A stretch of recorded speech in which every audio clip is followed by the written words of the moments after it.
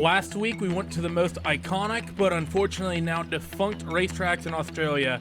This week here, round number 8 in your Skip Barber Racing Championship, we stay in the Pacific, but this time we move to the land of the rising sun here in Japan. This is the Skip Barber Championship live from Okayama. Join us in just a few.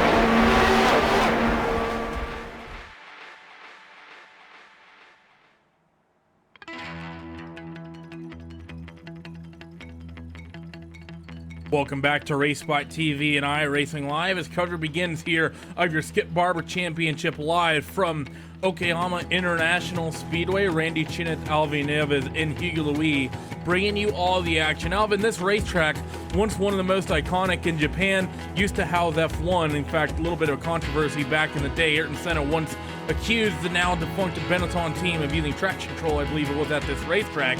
And one of the defining characteristics of this racetrack is the fact it's so slick. Who could really blame Benetton?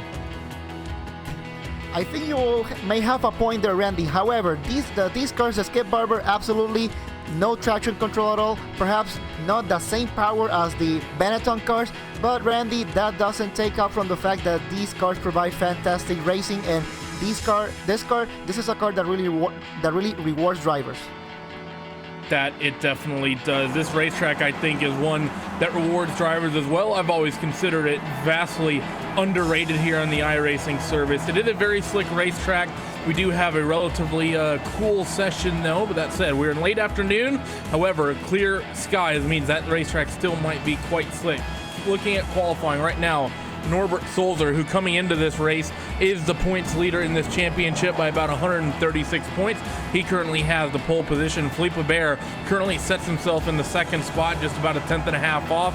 Currently third is Cy Andra. And talking about this racetrack, Alvin, it is one of those racetracks that I've always found in these slower cars can almost become a bit of a draft lock. And the reason I say that is that there's a lot of slow corners here. It is relatively difficult to try to break away.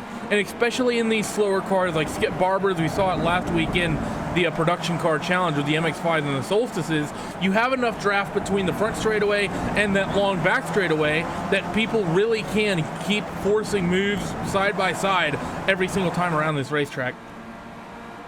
You are right, Randy, and if you think about it, I think we're gonna have something of a similar dynamic that we saw at Silverstone, a track which, this track is not as wide as Silverstone, true, but the dynamic of pretty much you have that first section of the track, which is a pretty fast and flowing track, until you get down to turn 5, the hairpin turn. Once you get into turn 5, that's where you get to the really technical slow section, and I think that's where we're going to see the best drivers trying to get a breakaway. So if there's any question in your mind at how competitive this championship is, Norbert Sulzer continues to have the pole at a 43.3. Second, third, and fourth on the racetrack separated by 7 thousandths of a second. Well, add another one to that list, second through fifth separated by 7 thousandths of a second on the racetrack. Felipe Bear has a 43.479. Gresham Wagner in third has a 43.485. Gerardo Babia Ramos and Nikis Roca currently sit in fourth and fifth with 43.486's. Top three separated by 1 thousandth of a second. Then you go to sixth on back, sixth through ninth out there on the racetrack, separated by 700ths. Alvin, this field is stacked. Absolutely, and as we were saying, that Philippe Lebert storms into pole position with a 1:43.284. So, Randy, yeah, this is a really competitive field. And while pole position may mean one thing that we have seen, Randy, in here is that you can get pole position, but that doesn't mean anything once the race starts. That's definitely 100% true here, especially with the way the draft works at this circuit. The fact that it is, I won't say easy, but it is almost a bit of a gimme to try to get side by side going into corner number 5 if the car ahead wasn't able to break away. And looking out, let's see, I don't see any drivers that are currently on a lap. All drivers on track have used their allotted 2 laps. Some are just using the third just as a bit of a warm-up. So with that, let's go down your starting grid here for round number 8 here from Okayama. So Felipe Bear, someone who's looking for a strong points finish today to reel in the gap to points leader Norbert Sulzer, comes away with the pole by just over 200ths of a second. Norbert Sulzer sits second. Gresham Wagner, Gerardo Villaramos, Vinicius Roca, all separated by 1,000th, currently make up third, fourth, and fifth on the racetrack. Sixth out there is Cy Andra with a 1:43.6. Just behind him, Tuan Tron, Greg Seitz, and Yanni Guindi, as well as Idam Rylance. Those guys all separated by just over 0.5 of a second. Then you get down outside of your top 10.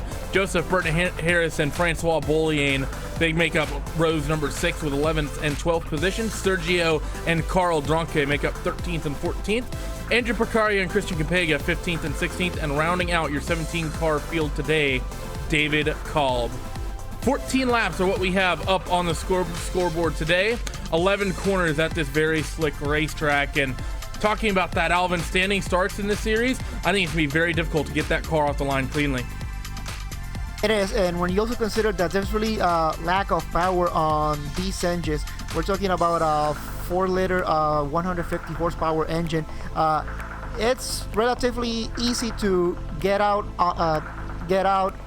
as soon as the green flag drops, but you also have to take into consideration that the slightest mistake that you make going out on a standing start, well, there's gonna be a lot of trouble. And on these cars, judging by how competitive the field is, the slightest mistake, we can be talking not one position, but we may be talking 5-6 positions.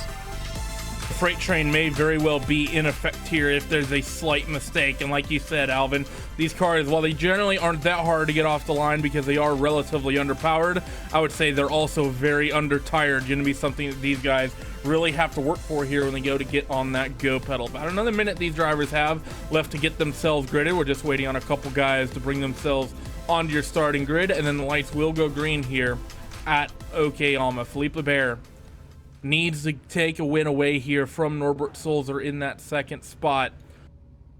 Keep in mind for these drivers, everyone's fighting here for the championship. You need to try to slot yourself into that top 5 at least by the end of this season.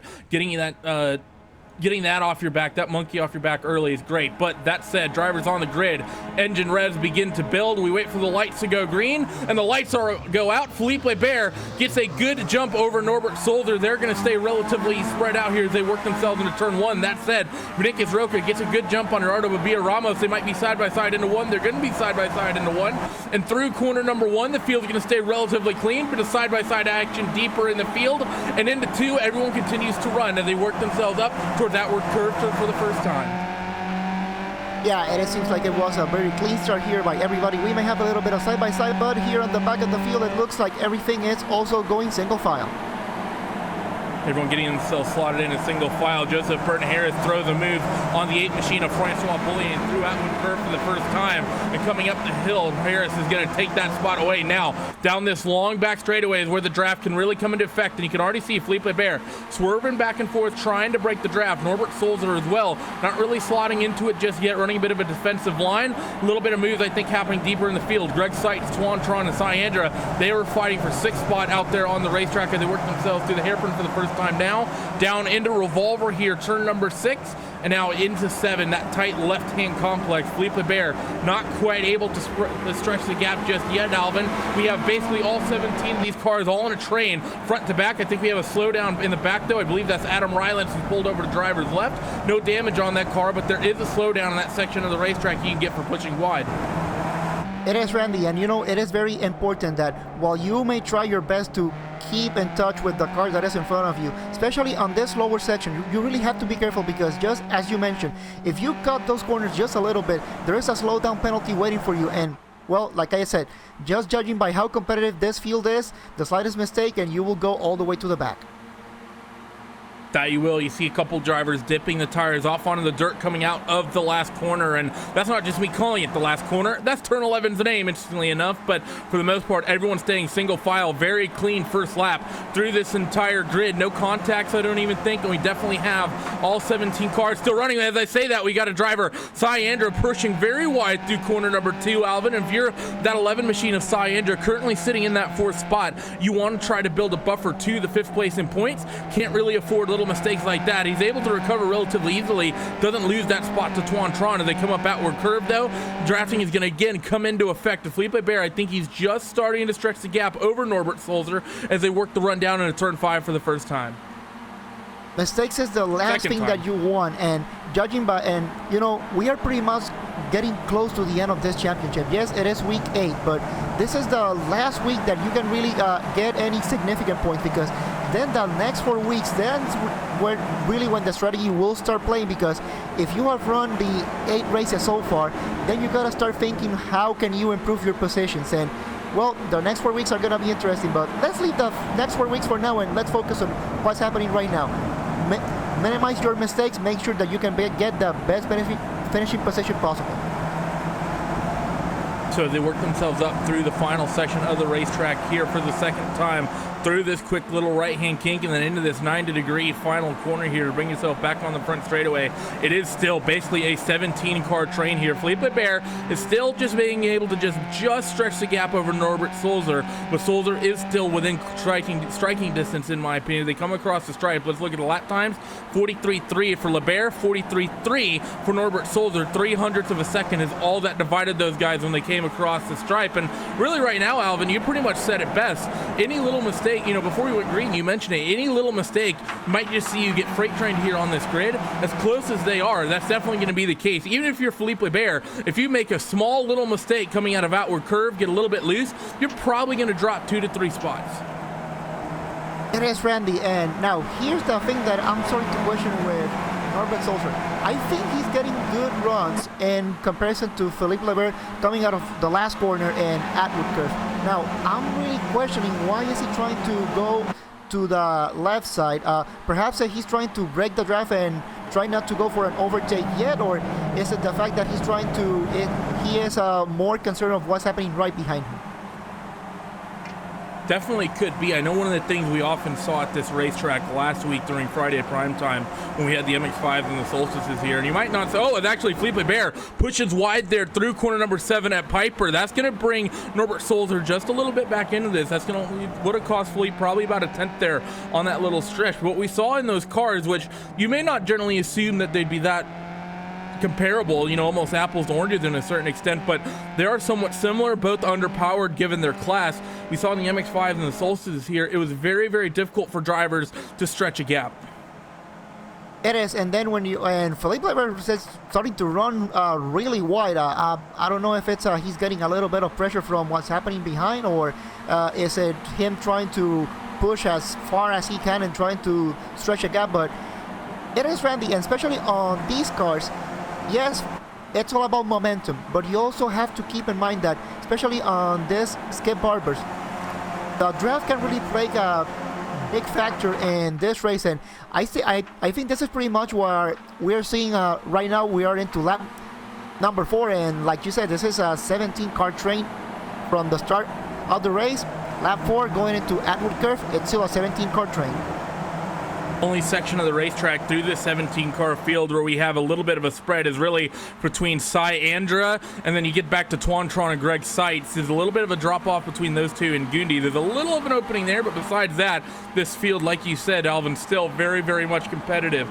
Field still swerving back and forth a little bit down that back straightaway, but the draft isn't working quite as effective just yet, Alvin. But at the same point, I think these guys, when you consider the strength of field in this one, and we saw last week in that Friday primetime show that those guys were fighting really, really hard, but those guys really weren't racing for anything. That was mostly for fun. These guys, there's a competition on the line. So for all of them, they're going to want to make sure that they don't race too hard. They want to come away with a win. If you're Norbert Sulzer, if you're Gresham Wagner, Gerardo Babia Ramos, you definitely want to try to make a move to get that win from Felipe Robert, but you don't want to make an over-aggressive move too early that puts you at the back of the field when everyone's still running.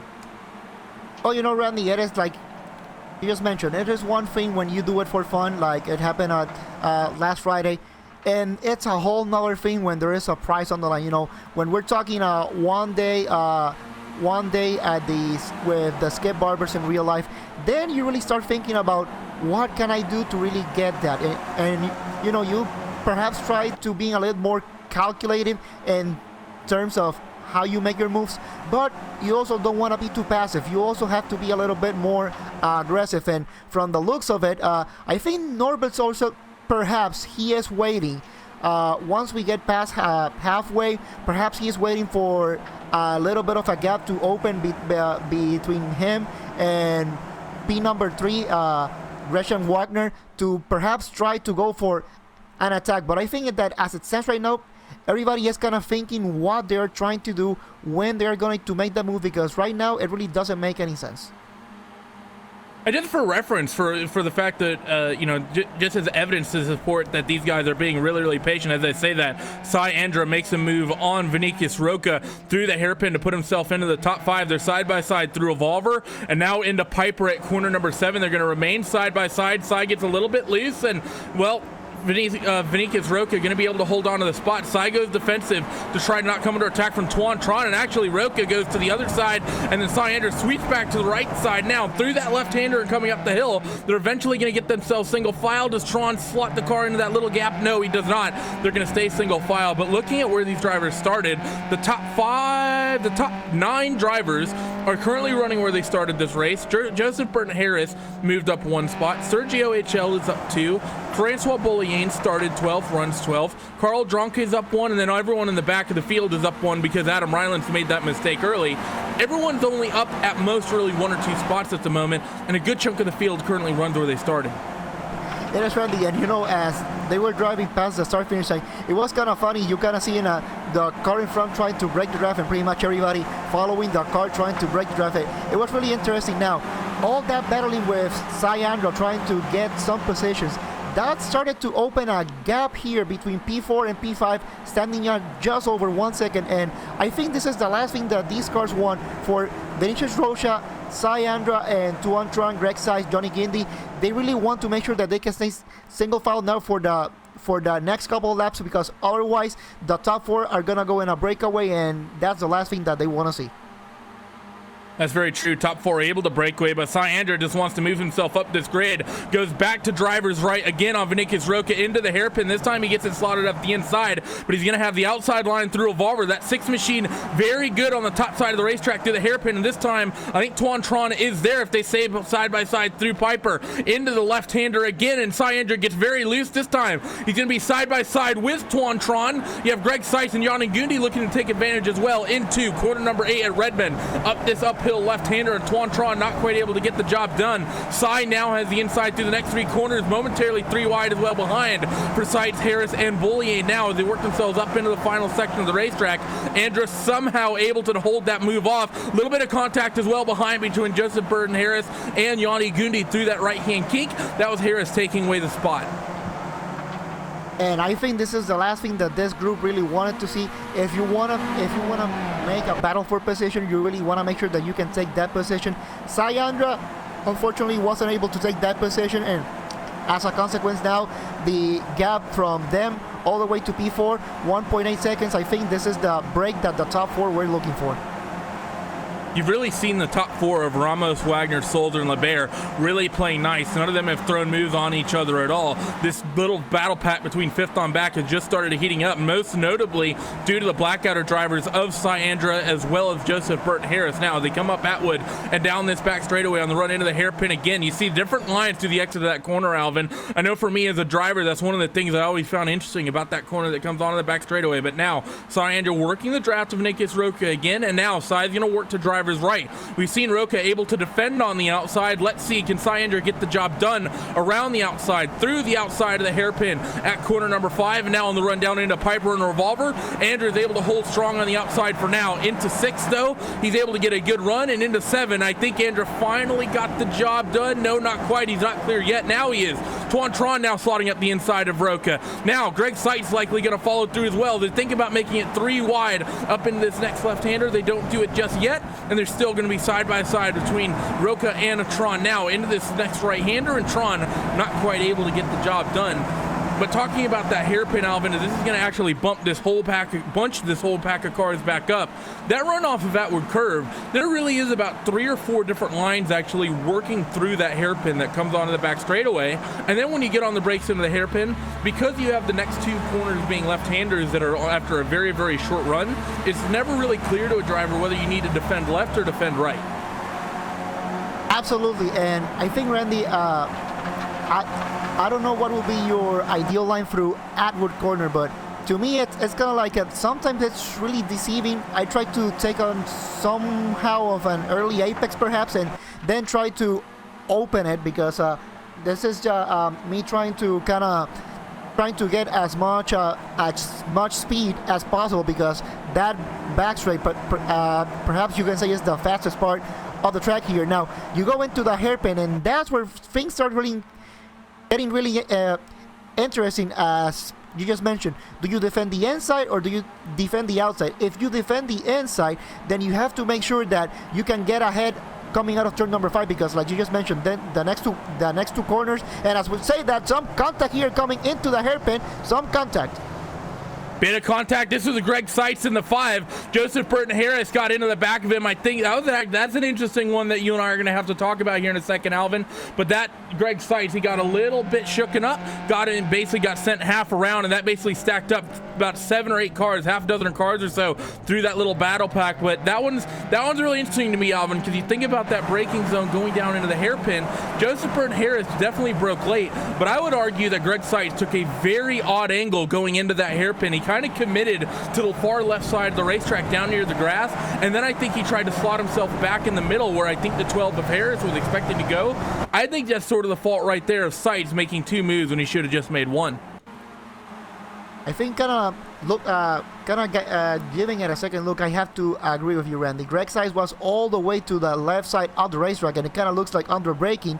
He tried to go all the way to the middle, perhaps trying to close the door there on Joseph Burton Harris, but unfortunately, well, that didn't work. It is one of those unfortunate things, really. You'd want to really try to defend your position, but if you don't really make it consistent or predictable, a lot of times you can end up like Greg Seitz right there, and unfortunately out of this event. He currently sits 6th in the points, so this likely being one of the stronger softs of the week, not what you would want to see at all. Syandra currently under attack, though, from Vinicus Roca on the run up onto the back straightaway, exiting Atwood Curve. Tron managed to get a big head of steam coming off the corner. We might see a 3-wide moment here, and yes, we are. Tron goes to far left, Andra in the middle, and Roca on the far right-hand side. Now breaking into the hairpin. Where do you want to be? The middle, the top side, or the bottom? We've seen all the lanes work. Andra able to hold strong in the middle. Tron, though, that extreme outside line, Alvin. Even though if you're the second car, you can make the outside work. I don't think working the cushion to a hairpin on a road course typically works, though. You can make it work, and someone here, car number 13, it looks like he has a blown engine. Christian Capanga, and someone spotted here coming into Redmond as well. A lot of action heating up. Not quite sure who that was who spun just yet, but Andra and Roca still fighting to work themselves through this final section of the racetrack. We'll look to see who spun here in a moment. Yanni Gundi actually still fighting some damage. I think he's the one we may have seen spun. He's heading down pit road, steering on that car. Very, very broken. Coming down the back straightaway. Roca might be able to make a move with the draft into one. Actually, I take that back. Doesn't quite able to get a good run yet. Gresham Wagner apparently also blew an engine in this one as well. So a couple people popping motors, Alvin. Yeah, it is, and it kind of seems like we may be having some reliability issues, and that is something that we really don't typically see here in the Skip Barber series. But of course, sometimes those things may happen. And one thing that we have to talk about Gresham Warner. He was part of that pack of 4 cars that were in the front. So as it stands right now it's a pack of 3 with Felipe Lebert, Norbert Sulzer, and Geraldo Babio Ramos. So kind of interesting with almost 4 laps to go, how those top 3 will start playing with each other. I think the time to play nice, I think that time is over for those 3. I think we're gonna start seeing some action. Now, actually talking about that, we've seen those couple popped motors. I think what we're seeing here, Alvin, you think about these Skip Barbers, you typically don't see them on racetracks where they can be so clumped together, so draft locked. And when that happens, you think about the dirty air, as we see actually right now, Norbert Sulzer, even through that down that little short chute, pulling out to get clean air, I think to cool the engine. And, that's normally something we talk about at Daytona, at Talladega, on some of those big racetracks that, in particular NASCAR goes to. If you get, if you're in a big pack of cars, Sergio HL also ripped an engine as well. So I think that's what's happening here, Alvin. People are so clumped together, they're not able to get enough cool air into that motor to keep it cold. And because in these Skip Barbers, they're probably not really designed to stick close to the rear end of someone for long lengths of time, that's when you're going to start blowing motors. Let's see, do we have another one smoking? No, that was someone just kicking up dust out of the final corner. But that has really shooken up this field here in these last couple laps. Well, Randy, I think that as we speak about that, I think perhaps we got the answer that we were looking as to why Norbert Sulzer was pulling out on the big straightaways. We were thinking that perhaps he was too fast, but I think we got the answer. He knew that by getting too close to Felipe Lebert, he was gonna blow his engine if he kept racing too close to it. So you know what? Let me go out, take some cool air, and yeah, maybe in the next 3 laps, he may have a healthy car. He may start going for it, because as it stands right now, Felipe Lebert, we can say that he has the healthiest engine of them all. That's definitely for sure. Having that clean air since the drop of the green flag definitely helps. About 3 1/3 laps will remain in this event today, and still your top 3 remain Felipe Lebert, Norbert Sulzer, as well as Gerardo Babia Ramos. Right now, Vinícius Roca and Cy Andra fighting again out of the hairpin and down into Revolver, and then into Piper. The 11 machine of Andra has the inside on Roca at the moment. Let's see, can he get the job done again? Very, very close on the run out of the corner there at Piper, but no, Andra going to be able to work the inside. Norbert Sulzer from second spot on the grid, Alvin, running second. He pops a motor. He's going to be out of the race. Now, Cy Andra, Vinícius Roca, they move up from 4th and 5th into 3rd and 4th. Well, I think we may start seeing something that perhaps is going on here, but also we have to consider, Randy, you are running these cars too hard. Also, you are on the draft, but also you have to consider when you are downshifting, you have to blip the throttle. And from experience, I know that some people kind of give it a little bit of way too much of a blip, or perhaps start downshifting a little bit too early. So perhaps a combination of those two, and that's why we are seeing these many blow engines, because from what I remember at Road America, we didn't see this problem happening. Yeah, very, very weird what we're seeing happening, because you're right, we haven't seen this any other week thus far. We've seen a couple draft circuits. I don't know, maybe it has something to do with the weather. It's relatively warm today, but regardless, top 2 have turned into just Felipe Lebert and Gerardo Babia Ramos. What was at one point a 4-car pack has now just turned into 2, and really it's not a pack at this point, as Ramos is about a 1.5 seconds back when they came across the stripe. You know what, Alvin, what's odd, you really think about it, the fact that because Roca and Andra have been fighting as hard as they've been fighting, they've always been getting clean air as they work themselves down this straightaway. So for that reason, even though you could argue that they've been the hardest fighters out there today, they may be finding themselves in a similar situation. Felipe Bears, we just, I think, lost another motor on the run down into the hairpin. I'm not sure who that was. It wasn't Roca or Andra. Someone down on the back straightaway. It was the number 15 car. That's Andrew Picario, who just lost another motor as well. Yeah, so I think this thing of blown engines now, this is starting to become a common thing here in this race. So I think for that reason, I think Geraldo Babi Ramos here's standing in second place, 1.5 seconds behind Felipe Leber. I think he may be happy in the position that he is running right now. I don't think he is going to push to try to go for that win, given the situation that we are seeing here with the engine. So Felipe Leber, I think he can comfortably kind of cruise towards the end of this race. He will get the win. It's just a matter of how Geraldo Babi Ramos may push trying to get that win. It's going to be interesting to see. And the thing is, Alvin, is you think about the people that have popped motors in this race. You see Norbert Sulzer lose one. He was your points leader. He currently now is back down after getting the reset, running in that 12th spot, a minute off your leader. If you're Norbert Sulzer, considering you're just ahead in the points to Felipe Bear, Cy Andra isn't that far off you, and Greg Seitz and Yanni Gundi both in this race as well, although Johnny Gundy's also scored out of this race. But Greg Seitz in this race as well, you're going to give up points in what is likely the strongest off of the week to all of those drivers.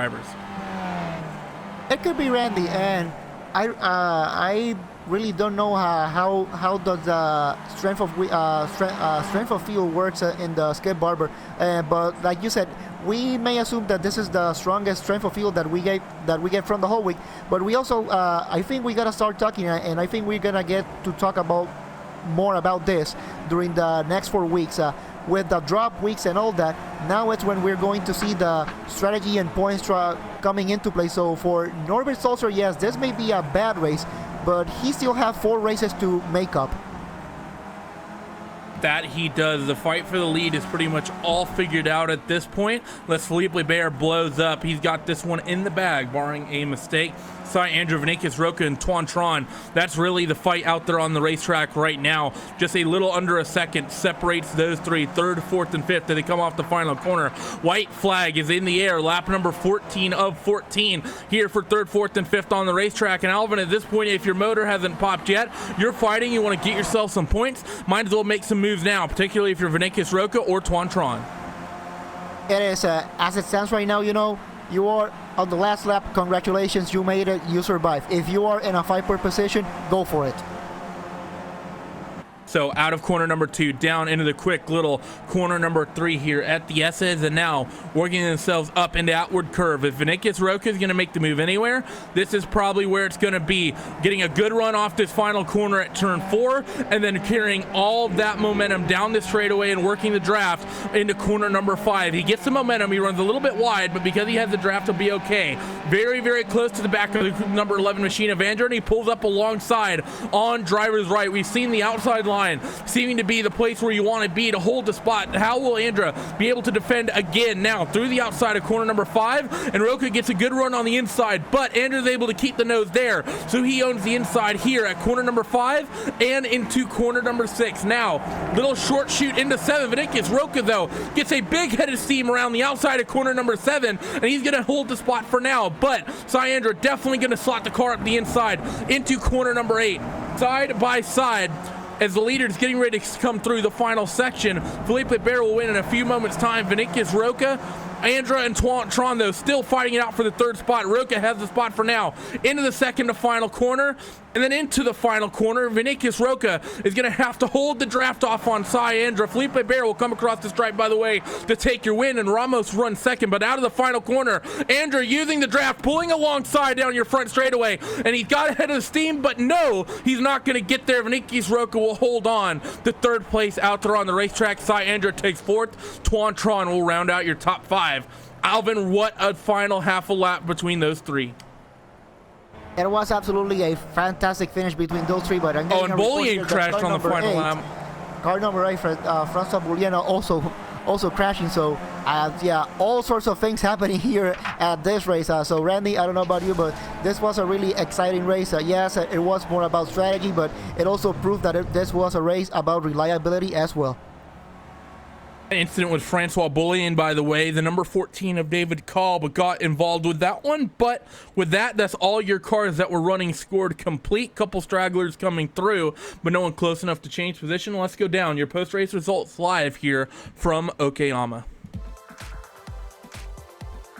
Pole to checkers victory for Philippe Lebert. Gerardo Babia Ramos qualified in the 4th spot and comes home in 2nd. Vinicius Roca managing to hold off both Cy Andra and Tuan Tron for 3rd. Those two finished 4th and 5th respectively. David Kolb comes home in the 6th spot with Carl Dronke 7th, Francois Bouillon 8th, Joseph Burton Harris 9th, and Christian Capenga rounds out your top 10. Grisham Wagner comes away in the 11th spot with Norbert Sulzer in 12th, Sergio HL in 13th, Greg Seitz 14th, 15th Andrew Picario, 16th Adam Rylance, and 17th Johnny Guindi. We're now joined for a few moments by Mr. Cy Andra. And Cy, I think the one thing we have to talk about here, fantastic final fight there of Vinicius Roca. I mean, you guys were fighting for about 2/3 of the race. But talking about this race, you know, you can't get around the fact that a bunch of motors were popping. What is it with this racetrack that's causing people to pop motors? It's definitely because you have a lot of long straights, the front straight, the back straight, and then a few others scattered in between. But the other thing is the hard braking zones, and people might be bouncing off the limiters in the downshifts, trying to get a little bit more of engine braking to help slow the car down. That might be part of it. And also the other thing is you're not getting much cooling when you're running in packs like this. So temps are high, engines are stressed, and eventually they'll pop. And now talking about these little slow cars, Albert and I talked about this during the race. We saw it actually last week in the Friday prime time at this track, and we saw it here today in the Skip Barbers, working that section from really turns number 5, 6, and 7. Very difficult in terms of really deciding where you want to place your car. When you're working through that section, it seemed like in this race, you really wanted to be on the outside into 5 to either hold the position or make the pass through 6 and 7, so you'd have the inside there. What did you? What was your perspective on it there? That entire section being able to make passes. I thought it was very difficult to make a pass in the first place because it's a downhill braking zone into a hairpin, which you can hold around the outside fairly easily, and then it's another downhill left and then another left. So it's very hard to hold it on the outside, but at the same time the corner is so tight that if you're on the inside and you get good entries and exits, you can hold it alongside all day. So Okayama is a very interesting track like that. You can run too wide here all day long. Thank you for joining us, Cy. We will hopefully see you run strong next week at Interlagos. But that is going to do it for us here on RaceBot TV and iRacing Live. This was round number 8 from your Skip Barber Championship here, and these guys all fighting for a Skip Barber Racing School. Going into next week, we go down to South America for an Interlagos. 13 laps from there. Be sure to tune in. From myself, Randy Chinnet, from Alvin Nieves, and from Hugo Luis, thank you for tuning in. Hope to see you next week. Bye-bye.